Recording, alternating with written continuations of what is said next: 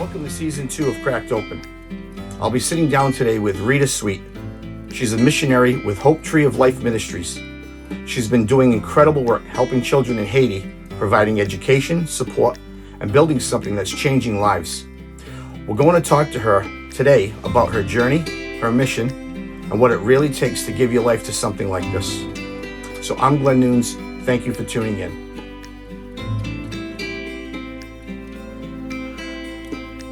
What if you looked at your life, your home, your security, your children, and felt called to leave it all behind for a place where safety is a memory and hope is a commodity? That's exactly what my guest did. In Haiti, nearly half of all children will never attend school.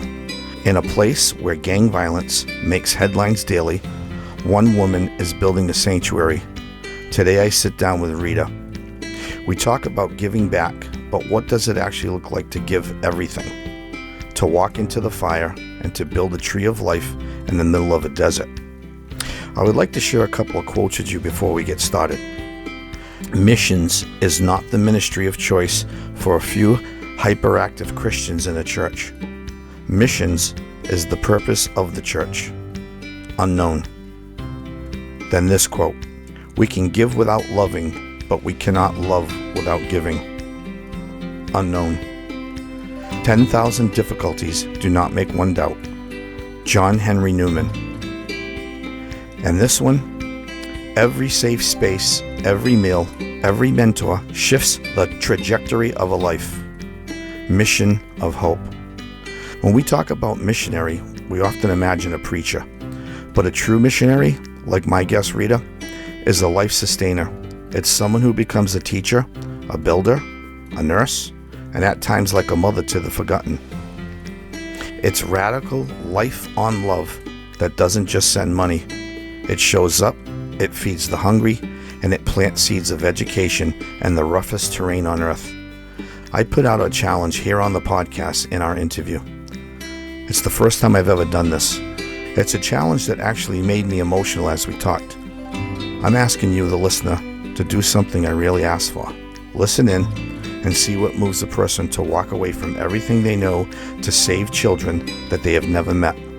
And then consider my challenge and hear why I was moved to challenge you, the listener. In this episode, I sit down with Rita Sweet from Hope Tree of Life Ministries.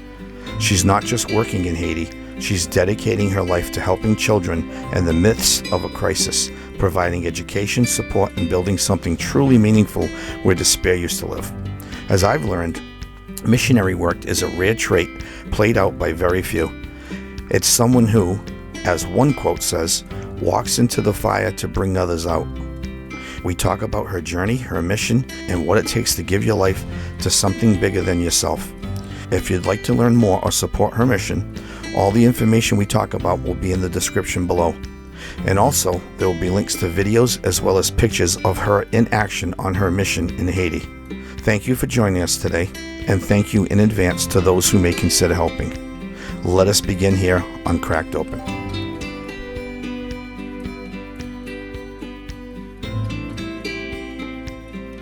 Welcome to Cracked Open. This is Glen Nunes. This is Season 2. I'm sitting here today joined by Rita Sweet, correct? Yes. She's a missionary, and the name of her project here is called Hope Tree of Life, right? And she works directly with children in Haiti. They're providing them education, food, and support to kids that pretty much have next to nothing, and she's going to talk about that. She's going to do most of the talking, but this is like real work, and I think it's important to get out there, and I want to see if we can help her in any way, maybe help her raise some money. That's my goal here. It's probably not her goal, but it's my goal. But I think we should get the word out because I think we all get spoiled and we don't realize what life looks like on the other side of the world sometimes when we get it so convenient here. But anyway, I heard her testimony at church actually one day. I was kind of blown away, and I started talking to her and invited her on the show. So this is my friend Rita Sweet. Hi, Rita. Hi, how are you? Yeah. Do you want to introduce yourself, say anything? Oh, yeah, I've been doing this for 16 years. I was in Haiti just doing one mission trip, and I was in the earthquake of 2010. And that's how I started with the school that I'm in now. Wow. Yeah. Crazy. Yeah, I heard your story and how you, and I want you to get into it, but like, wait till you hear this story. She literally went into the mountains and these hills in this third world country and crossed borders and went on motorcycles, and I'm like, oh my God, and she keeps going back. So she's a saint. But I took this card here, and so it's a 501c3. It's a nonprofit organization. Like I said, she supports the school, and they get over 500 kids there, right, at Yes. the school, right? They're building an orphanage right now. I know you talked about that, and I want you to talk about it more, but I'm just touching base on some of the stuff that's in here. In 2013, you had 100 students, and now it's up to 500? Mm-hmm. Wow. That's a pretty good boost there. And I know you work with Pastor, I think, did you say his name is Jackson? Yes, that's my pastor in the school in Haiti. Yeah, the pastor, and he's been working with me for 13 years, right? 13 years. And you told me he does amazing work. He's just a humble dude, and he's dedicated, and he serves, and I love the story. I got to talk to you about him. But anyway, I know you're building the orphanage right now, and you showed us all the videos.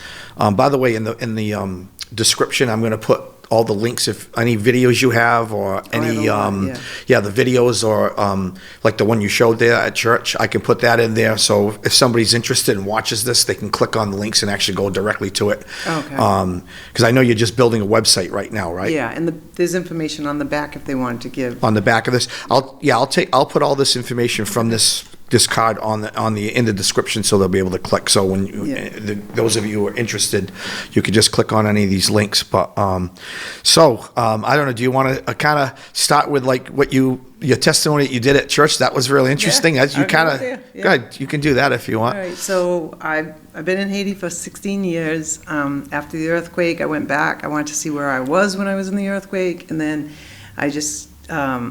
I served that time alongside a woman that I was there with, and then the following year I went back, and they said, Rita, this woman is kind of doing her own thing. If you want, we have a school, and there's 100 children in there, and that's how I got the 100 children.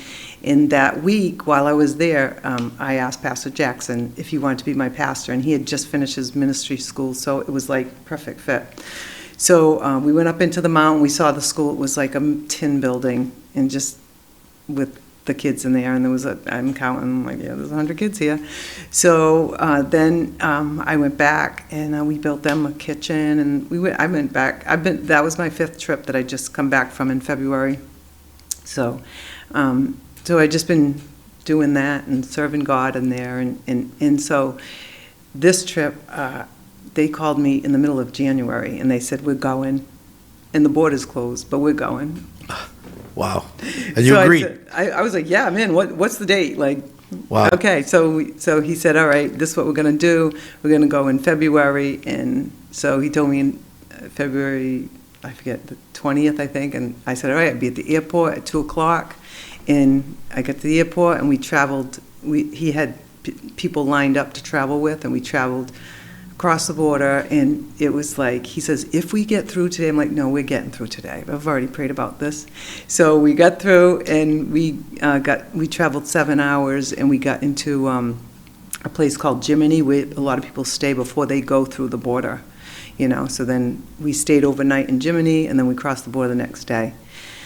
And so once we got to his house, he lived there 8 years, so he's got a house. This is before the hills and the bikes and all that? Yeah. Wow. So we had to travel to get to Jiminy, because you can't fly into Haiti right now, because there's gangs, and they're shooting, and there's a lot of crime there. Right. So that's why the border's closed, and also because Haiti dug out holes for water, and it was a little bit on the Dominican side, so the Dominican, they're mad, and they just shut the borders down. Really? So yeah, there's big controversy about that too. You're crazy over water. Yeah. No, you're gonna. I want you to talk about that. About the water too. So we went in. So we got across the border, and so when we were going through the border, they're like, we met at a gas station, and at the gas station, they were like, we'll meet you there at this time, and we meet them there at this time, and then they go, all right, go behind the gas station. So now it's already a little shade, and they're saying, don't get out of the truck. So I'm like, I'm not getting out of the truck. I got my hat on, I got my hair back, and I'm like just kind of looking down, and they're moving our luggage, and they're putting tires on the roof, and then they go, all right, you guys, come on, get out of that truck, get in this truck. And it was like a junky old, like, tap-tap. They're like taxis, but they're real, like, junky, you know. So we get in that, and then we go across the border, and we get across the Dominican border, and there's a lot of yelling and, like, da-da-da-da-da, you know, they're talking in Creole and in Spanish, too, like. And you're a target because you don't look like you belong there. I'm in the back of the truck, and I got my hat down, and I'm just looking down. I'm not looking at anybody. And yeah, it was kind of like you just don't look at people straight in the face there. You know, it's just like we're sneaking a little bit. But right. Anyways, it's for God. So I was like, I'm good with it. So then we get across this. It's a big green gate. I get across the big green gate. The truck goes through. We're like, phew. And now we still have to go through the Haitian side, but it's different. So we get through the big green gate. They stop the truck, and I'm like, okay. Who stopped? Like the gangs or the military? No, the two guys that were driving the truck. We had a driver and a passenger, and they stopped the truck. And okay. And so one of the guys had a pink shirt on, and he's like, all right, give me the money. And we gave him each $100, and he went out and he paid off the people so we could get through the border. This is great. Yeah, so it's kind of like, all right, we're paid off. We got through the border, and then when we went to the Haitian side, they were like, eh, da, da, da, da. They were just talking to them in Creole, which I'm trying to learn. But so we get to the Haitian border, and it's like just a rope, and they lower it down, and they're like, okay. So we get to the border of Haiti, and they got the rope up, and then this guy looks in the truck, and I'm looking down, because I'm like, we still have to get through the Haitian border. And I'm looking down, and I look up, and he goes, okay, go ahead. And they just lowered the rope, and we went through. And then we were in Haiti. You're in Haiti. We're in Haiti. So then we travel like an hour, like another half an hour, 45 minutes, and we get to Mike's house. He brought me there. He gets on his motorcycle, rips up the street, gets us some goat and rice, rice and beans, whatever. That's it in Haiti, you know. Yeah. Chicken. So he gets us some food, and then I'm sitting there eating, and Jackson pulls up. And he comes on his motorcycle, and he's kind of behind me. He goes, oh, look who's here, Jackson. I'm like, oh, my goodness, I haven't seen him in 8 years because of the fighting and the war and everything that's going on in Haiti. So I was like, oh, this is great. So I met him there, and then I gave him the computer. The church gave us a new computer to bring, and I brought that, and I gave that to him. He was all smiles. He hasn't had a computer for like 2 years, and he's running a school with 500 kids. Wow. So then we go up to so he brings me from there to Nono's house, a friend of mine that I met over the years there. I go to Nono's house, I stay there a night. He says 6 o'clock in the morning, we're going up. So 6 o'clock, I'm ready, get on the motorcycle, put my helmet on, up the mountain. So it's not like just a ride up the mountain, like it's sand and rocks. So you were telling me, and they shut the bike off when they're going downhill because they don't want to waste fuel and all this. So it goes up and down. This isn't a typical motorcycle ride, by the way.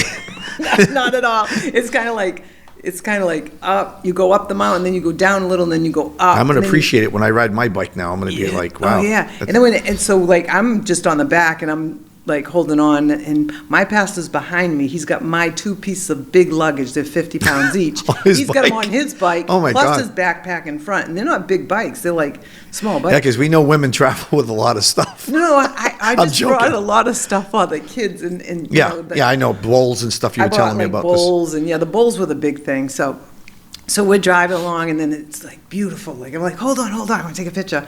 So I take a picture, and then we get going, and then like he starts going up and down, and he goes up, and then all of a sudden the whole motor shuts off, and they just roll down the hill. And there's rocks and everything. And then like we're going around the corner, and there's like 2 pigs big pigs hanging from a motorcycle by their legs, and this guy's driving the motorcycle. So we got to get out of the way so he can get his 2 pigs past us. Jeez. And this is how it is. It's like really countryside. This is life down there. This is their life. And everybody has a chicken hanging off the side of their motorcycle because that's what's going to be for dinner. Wow. So we get up to the mountain, and it's all my people, like all the kids, which they're a little shy. They're really shy. Yeah. And then those kids, and then there was the teachers, and I met his wife for the first time. I met Jackson's wife, and she was up there. She said she was going to stay there the whole week while I was up there so she could cook and make sure I'm all set.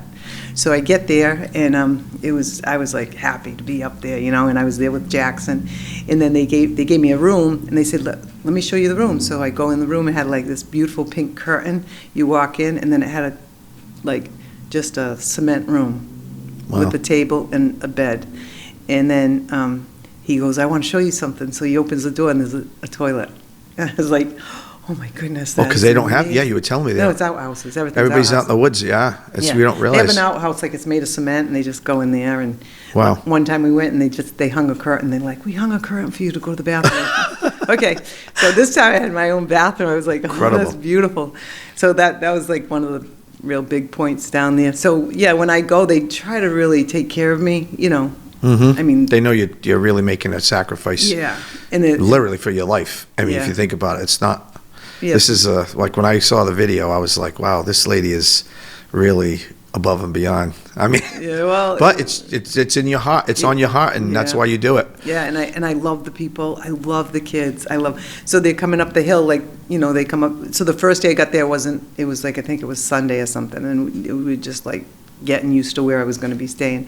And then Monday, they're coming up the hill. I'm like, bonjour. Like, I don't know much, but I'd be like, come here. And then they go. So I'm speaking to them in a little Creole, and then they start saying, Pippa-Mel. I'm like, all right, we're done with this conversation because I don't even know what you're saying. Yeah, probably making fun of you, right? No, I was saying, hello, good morning, how are you? And they were saying, good. Good, and you? And I was like, okay, conversation done because I don't know what you're saying. You don't know. Yeah, right. So it's just beautiful. The kids are beautiful. So they start their school day, and they pledge allegiance. They do like distance. They're trying to teach them distance because there's no such thing as that in Haiti. Like I was at a bank one time, and they're literally right up against each other. Right. They don't understand distance. They don't understand a straight line. They don't do that. Haiti's is just a different. Grown up differently, different culture. It's a whole different culture there, So, I saw them going to school in the morning, and then I was trying to visit the classes. And you said I remember you telling me they do the pledge to their flag, and then they pray. They pray, and when they pray, they all close their eyes, and some kids put their hands over their eyes, and some of them just close their eyes, and they pray, and you can feel it. It's not like it's a feeling, and then they sing, and it's like unbelievable. It's a definition of prayer. Yeah.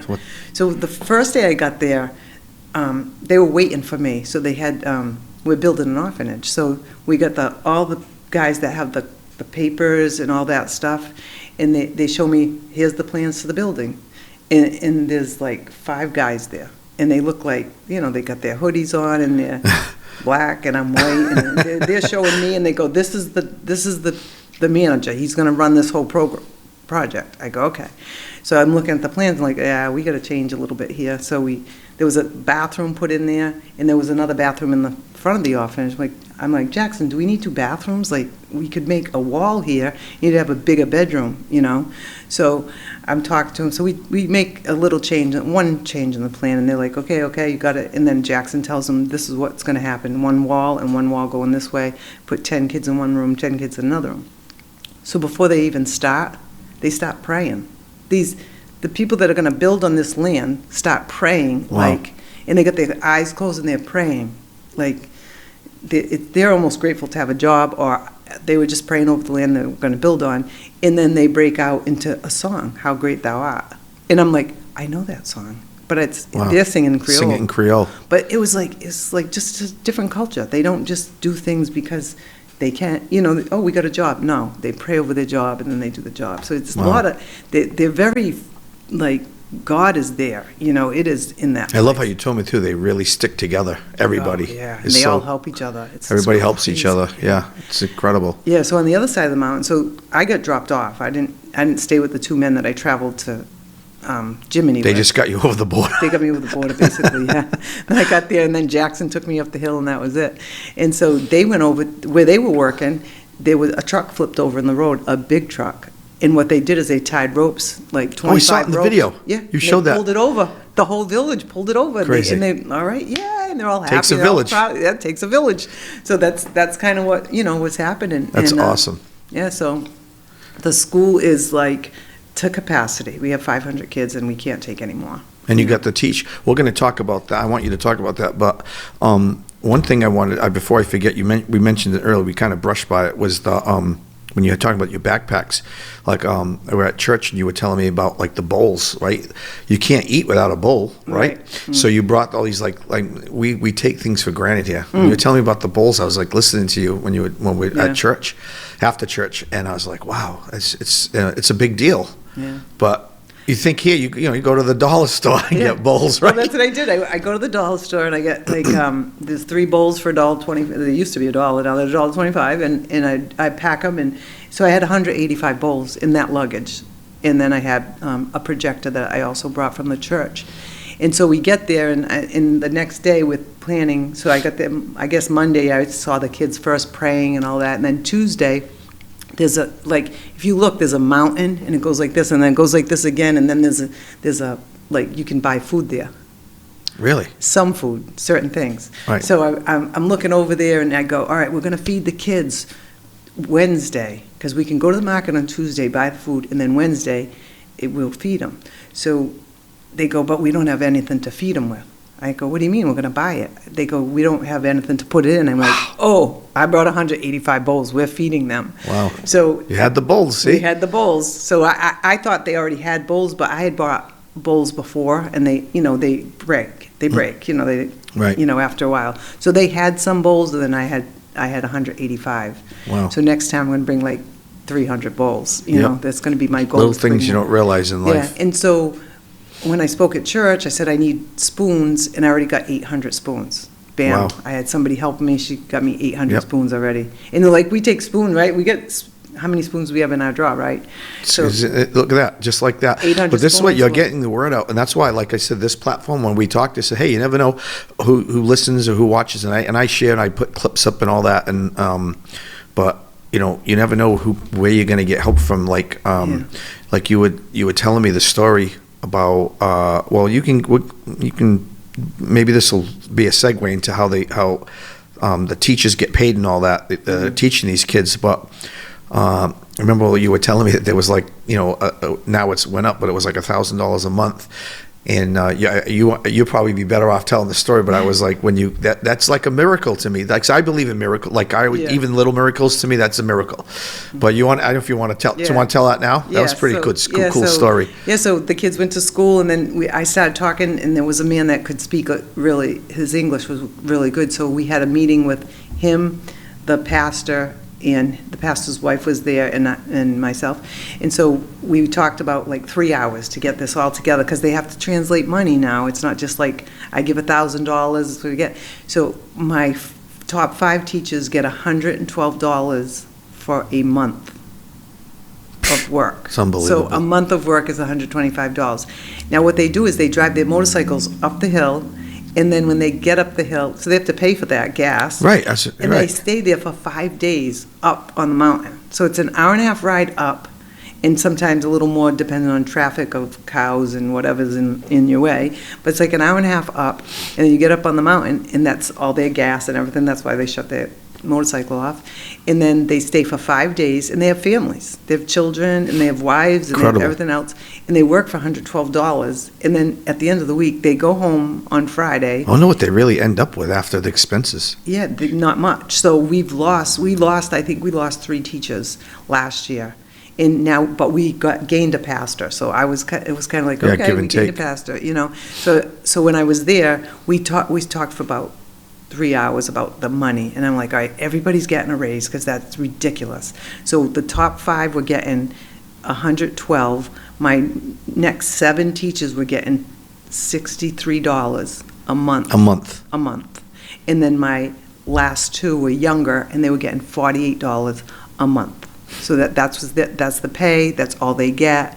And then there's people that help around. So like, that $1,000 I would send was not even enough to pay the last 2 teachers. But we have 500 children, so there's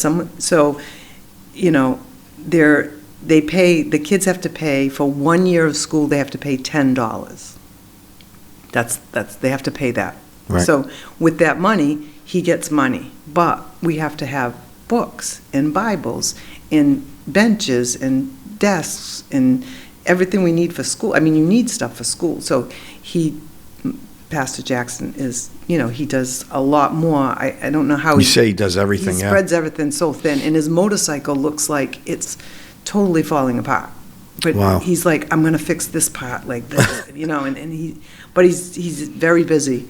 So we are full to capacity. There were these kids in another area, and he set up a school there. Would be a 40-minute walk to school. So he's like, well, let's put these kids here. And when I went to see them, they had our uniform on, so they belonged to our school, Yeah. but they're like off-site, So, but Oh, that's in the video too. You show how they dress, like the different ages Yeah. so you know what school they go to. That's interesting. Well- I can't wait to put the videos on people actually see them, because the Yeah. video is interesting. Yes. Because you're talking about building the orphanage, right? Yeah. So we're thinking when you go around here, you see they're building plans. When I looked at when you were like talking about, I'm like, oh my God, this looks like a hole in the ground, and it's like Yeah. but that's what it is. Yeah, so the guys dug for three or 4 days. They dug the whole foundation, and they run string across, and then they filled that foundation with concrete and rocks and stuff like that, and they built a wall about, 4 feet high, and then that's the foundation. After Wow. they got the whole foundation, they filled that all in with dirt, and they had rebar and everything. Because in the earthquake, everything fell down because there was no rebar, and it wasn't built correctly. It was like sand and a little bit of mortar. You could have equal parts or whatever, but so we started, the day before I left, they put on the first wall, and it was 4 feet high, and you could see the rebar sticking up. The rebar was sticking up everywhere on the whole foundation. Right. So I have pictures of the whole foundation almost completely done. Oh, I want you to tell this too before I forget. My ADD or whatever you call it, the how you got the call from the $1,000. That's when you couldn't pay, and then that one lady who calls you yeah. twice. That's what I wanted to. That's what I wanted you to tell, because I was like, wow. But that's all in God's hands, I believe. Yeah. But I don't want to throw you off base. Do you want to go to say that now? That's an interesting story. Yeah. So like monthly, we sometimes we don't have the money to pay, because like it's just me and a couple of my friends doing this. Like I have a nonprofit, and that's all. I do get some donations, but very, very little donations. That's why we're looking for like that monthly $10 or that monthly $5, because then we could almost count on, all right, we got enough for this month. So we were having a month where I didn't have the money, and so I called my vice president. He doesn't really do much, but he's my vice president. I'm like, Billy, we just don't have the $1,000 to send to the school, and it's like, I don't know what to do at this point. And it's their pay, which is not much, but that's what they get paid. Yeah, and they get paid every month, and it was already the end of the month, which I send them at the end of the month, but it was kind of like, I don't have it, so I got to take this out of my money. And so he's like, Rita, let's just pray about it. And I was on the phone with him, and all of a sudden my phone clicks over, and I go, well, hold on, let me get this.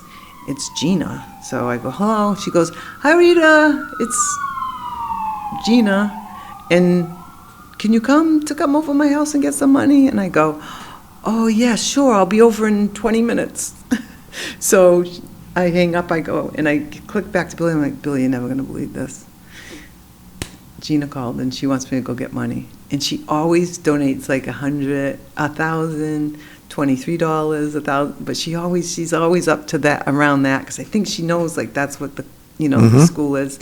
And it was just like out of nowhere, like. And you get the $1,000, incredible. I went to her house, and she gave out. I was crying. She was like, it's unbelievable. Listen, you do your job, I'll do my job. And it's God working. I believe it's for what you're doing, and then but you get, it's your faith and everything, and the vice president, what's his name that you were on the phone with? You said Billy said, let's pray about it. See? Yeah. I mean, it all worked out. But that was a cool story when you told me that. I was like, wow, it's very moving. You hear this stuff. We take everything for granted here. Yeah. The bowls and just I'm like and the traveling. Like I remember when you went over, when you went on your trip in February, right? Yep.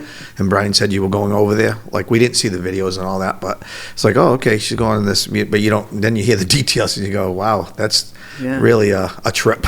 And like I took a video of myself that no one will ever see. I was out of Haiti once I got home, like back into Santo Domingo. I'm like, it takes a toll on you, because it's like you're living on dirt. You're living on dirt. It's dirt and rocks, and like it's just a different culture, right? So that's how they live, and they live like that. I'm hoping, I know this is, it's a lot, it means a lot to you, and I was, and I know everybody in the church was moved too. How couldn't they? But I'm just hoping, this will help you out in any way. But one thing that you touched on in church, I think you said it, and I'll play it like I said. Did we have when you know how we put the sermons out there? They didn't get it. They didn't? No. They didn't record that, huh? Because I would have put that clip out there of you speaking about it eloquently, about every kind of what you're doing now, but that you had like that 10 minutes or whatever. But I'll put any of these links or any videos you want out there. But I think you were, I don't know if we were talking in the gym or when you were up on the stage at the church, when you said, I think it was for desks.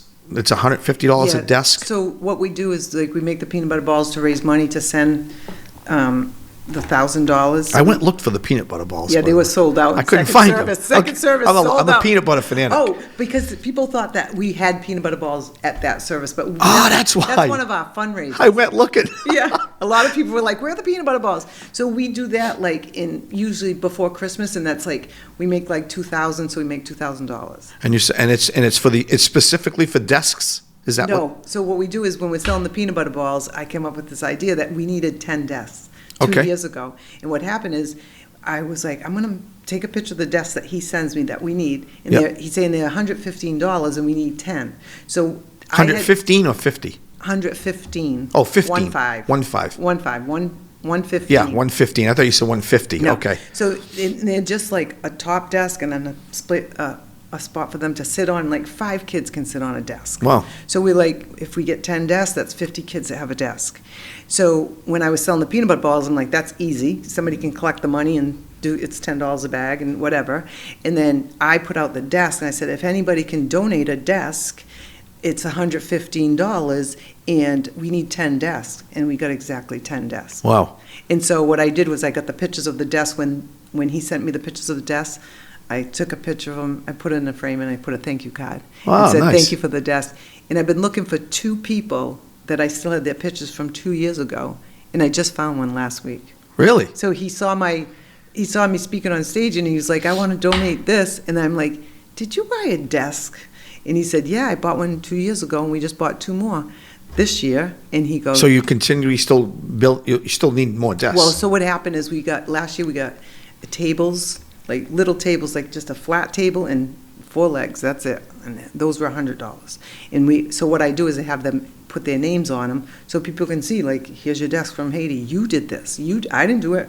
Right. I'm just sending the money. Doing the work. So, yeah, I'm just doing the work. And so they got more desks this year. So next year we're looking maybe, so we're talking May, that we might do the peanut butter balls again.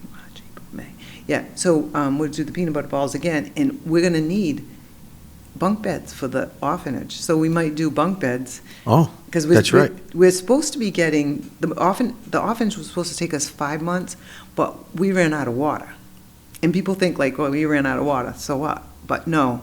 I mean, we ran out of drinking water. There's no water in our wells. There's no rainwater. Oh, it's in the video. You show us how they get their water. It's unbelievable. And they have to go down the mountain, and they get it in buckets. And they bring it up on the motorcycle. So my pastor comes up with these 10-gallon buckets, and he got 6 strapped to his motorcycle. He's like, and wow. He's bringing them up the mountain. But they are not selling any more water because everyone's out of water. There's no water. It's dry. So it's supposed to start April gets their rainy season. Mm-hmm. As soon as we get water, we're going to start the second. Thank God the rainy season is coming up. Yes, because I went there and we had like maybe, in one of the cisterns that we have, we had maybe 2 feet of water. And that was it. And like, I'm like feeling guilty because I have to flush the toilet with water. Like I have to get a bucket in the morning and flush, and every time you go. So they're like, so I mean, we have no water, and we're getting to be at the second stage of the orphanage. So we might be asking for beds instead of desks. So whatever their need is, because they're gonna need someone. I mean, how many children are going in the orphanage? We have like 4 right now, and they said, how many people do you want to, and you have to set a limit there, because if you say there can be 200 people, there'll be 400 people. You know what I'm saying? It's just like, so when I was with the school, I had 100, and then he kept hiring teachers, and I'm like, all right, no more teachers. Like, there's 7 teachers, I can't afford all this, and then it became 10 teachers, and then I'm like, don't hire any more teachers, but more kids come. So now he's like, we're at capacity. There's 14 teachers, and there's... the orphanage, you might get... yeah, so we're going to get more kids from the orphanage. So we have this beautiful little girl. I took a picture of her. She's beautiful. Is it the one with Down syndrome? No, that's another story. girl. Yeah, that's in the video. But yeah, so she's. I just took a picture of her, and then he sent me a video, and he goes, this is a girl that's going in an orphanage, and she has no mother, no father. She stays with the grandparents, but they're old, and they can't, because now she's getting where she can walk, and she's taken off, and, she goes wherever she wants, because they can't chase her, So yeah, so the orphanage is going to get filled fast, and we just got to be very careful how that gets run, So him and his wife are going to run that, and maybe one of her friends that she trusts, and she's very strict. His wife is very strict. Oh, really? Yeah, there was a little boy that came to school, and his shorts were dirty, and she goes, no school for you today, and he goes, please, I want to go to school, and and she says, no school. You were here yesterday playing. Those shorts are dirty. No school for you today. No school. Wow. And he had his, nose up against the building. That was it. I guess that's it. It's like you have to have rules but they're very clean. They're very clean. It's amazing. So going into the Down syndrome girl is I always ask God, show me what you want me to see so I can help. I don't want to change their culture. I don't want to change anything about them. I just want you to show me what you want me to see. So I was looking, I wasn't looking at anything, but I see this girl on the corner of my eye, and she caught my eye, and I was like, and then I got busy with something. Then the next day she came up, and she had she was snots running out of her nose, and she looked a little sick, and I was looking at her, and I'm like, I asked, Roosevelt, come here. Can you get me a tissue? And he gave me a tissue, and then he gets me a white, something I can wash her face with. And I go, ask this little girl if she can say her ABC. So they say oui is French. So he goes, do you know your ABCs? She goes, oui. And he goes, wow, she knows her ABCs. He goes, do you know how to count to 10? And she goes, oui. And he goes, wow, okay, count to 10. She goes, she didn't say anything. She didn't know how to count to 10. So I have a Down syndrome sister. So that's what caught my eye, was like, wow. Oh yeah, the connection. I'm paying the teachers. I gave the 5 teachers, they're educated, So I gave them, extra $25, and I rounded up a couple bucks. So they all said that they will do 30 minutes a day. 5 of them each have a day to take her. Wow. Into just 30 minutes, because they have to be taught different. So I went on the website, I looked it up. This is how she has to be taught. She has to be saying ABC, and if she says ABC, yay, and she has to they get praise, and then that's how they learn. And then if they get praise, but if she was in that class, and I'm not saying but if I didn't notice her, they would just leave her in that class, because she can't say her ABC, she can't go to first grade, she can't go to second grade. So next year she'll stay in kindergarten. She won't move, because she doesn't even know her ABCs. So if they help her, they're going to help her for 3 months, and then I got another kid that I'm going to might pay myself, so he can go to her house and teach her during the summer. And we only have 2 months in the summer, and I pay them $25 a month in the summer, because we have no money in the summer. Other schools will pay us a little in the summer, so I told them that I would pay him in the summer. Well, when you get your website up, you could get it going, feature these kids, and maybe people can give. Oh, they'll love these kids, because they're so beautiful. I like the picture you showed me too. The one you said you thought you sent me, but you didn't, because you said you sent a lot of pictures. It was the kid praying. Yeah, so she was, little girl. We fed them, and we put the bowls, and they don't touch the food until everyone in the class gets the bowls. And her hand was on her heart, and she just had her eyes closed. Thankful. And the posture was it was beautiful. Wow. She was beautiful, And they pray. They pray over the food before they eat it, and then everybody starts at the same time. And then we only had 185 bowls, so we have women that are on the ground with bowls, big circular bowls, and they put water and soap, and then they rinse it with cold water, and then they get the next class. And they get a bucket that you would get from a construction site, and they fill that with food, and then somebody goes around and puts like the vegetables and the syrup over the top of it. Wow. And that's their lunch. Like, but they're like, it was delicious. It was delicious. That's what everybody was saying. Wow. And it was like, we went to the market, we picked up all the vegetables, and, you know, I almost got ran over by a motorcycle and I got pushed over to the side. With pigs on them? Yeah, no pigs not in the market. But they have, like, all have chickens, you know, connected to it. But in the market's big, and, like, they told me when I was leaving that when I was in the market, I touched, you know, one of the Haitian men, and they were saying, "Oh, Blanc, Blanc," and they were kind of razzing him, like, "Oh, she touched you," you know, because they're not used to seeing a white woman up there. Yeah, They probably, some of them have never seen a white woman. So Right. for me to, like, get pushed over because the motorcycle's coming and I touched someone, and they were like, "Oh, she touched you, like you're a star now because white, like we've never seen white, and then she touched you." So, but I mean, it's a lot of women in the market selling their goods and beans and rice, and my pastor's wife is amazing. She's like, "Oh, an extra scoop for, you know, just an extra scoop. I got to feed 500 kids, you know." Wow. She's beautiful. I love her, you know. That's great. And we kind of, not hung around, but I'd like, you know, I got to get fed. She's got to feed me kind of in a way, you know. And they have just coal, and they start the coal in the morning, and then after the coal's burning, they put their big pots on and they start cooking the rice and beans. What do you think the beds are going to cost? Do you have any? Did they have any? So the beds, I showed him a picture of a bunk bed. He's like, what's a bunk bed, you know? So I showed him a picture of a bunk bed, and he's like, "Oh, all right, I can understand that." So depending if we do it out of wood, they'd probably be double of what the benches are, because it's going to be a little more work. So they'd probably be like probably $250, $225. But like I had 2 people pitch in for a bench, you know? So that's for a desk.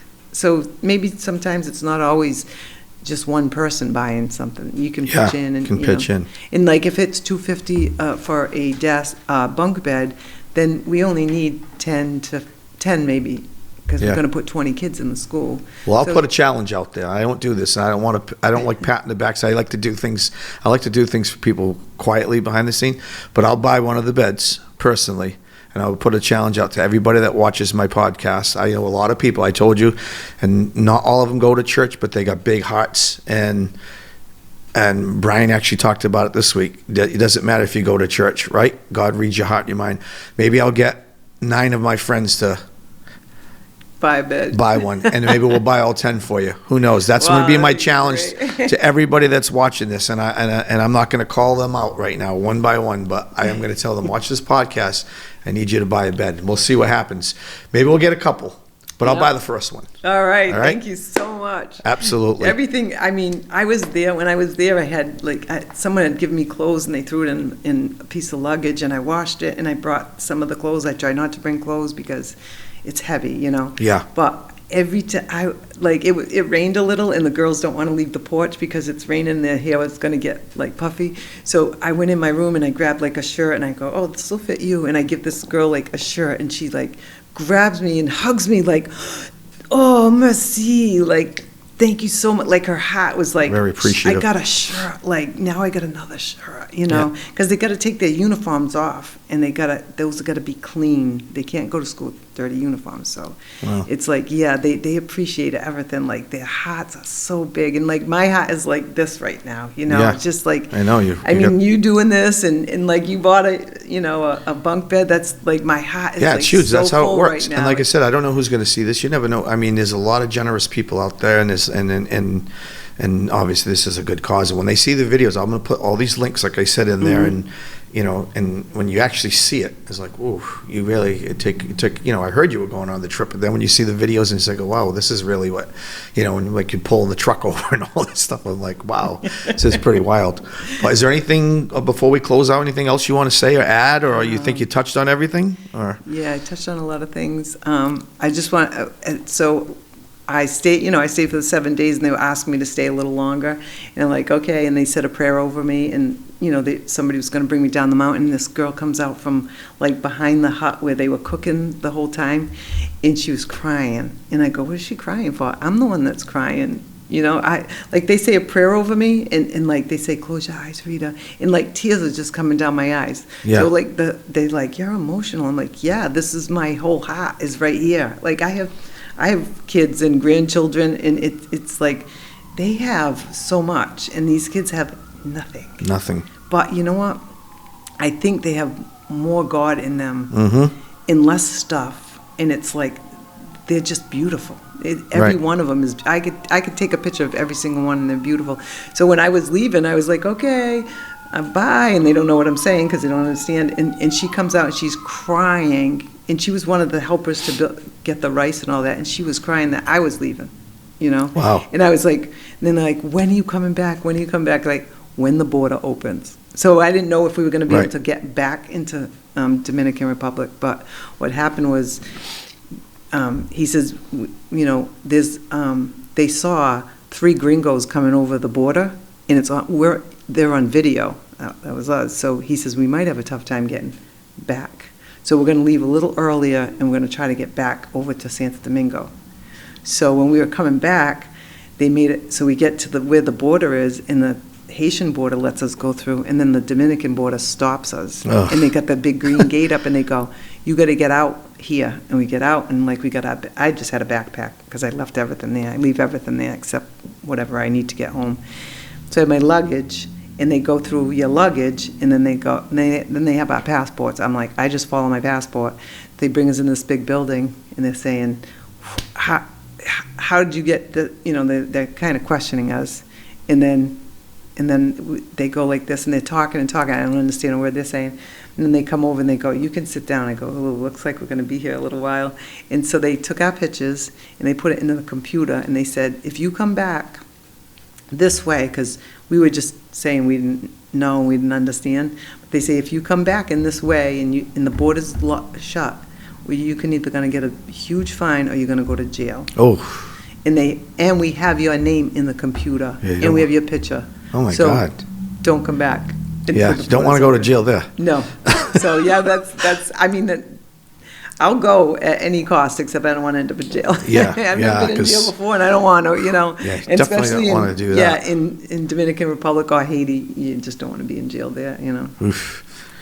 Yeah, so. Well, it's funny, you said about the little girl, how she, like, you think it's more in their heart. Brian, that was kind of the analogy of Brian saying when he was talking this week about you can have intellectually know about God, but God wants what's here. Like you don't have to have same thing, right? With about appreciation, and so that's the same thing with them. They love so much. It's like, oh my goodness, it's amazing how much love they have in their hearts. You can see it in their eyes.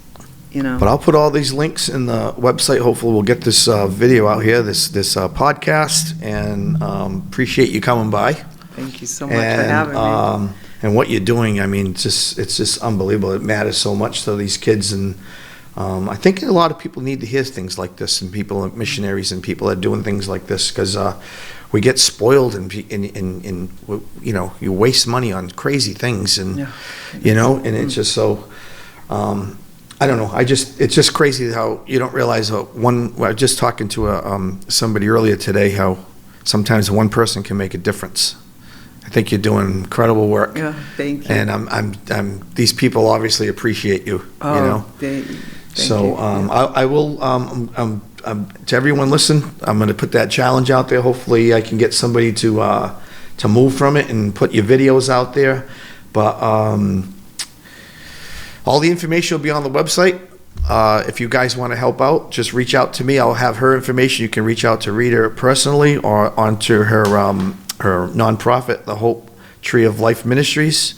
And this has been Cracked Open with Glen Nunes. Thank you guys for hanging out with me today, and Rita.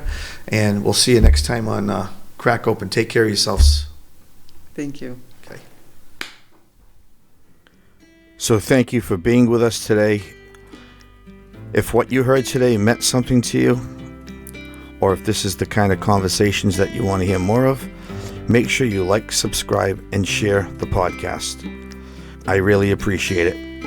This is Glen Nunes, and you're listening to Cracked Open. Again, please share, comment, subscribe, and follow the page. I really appreciate it. We'll see you next time on Cracked Open.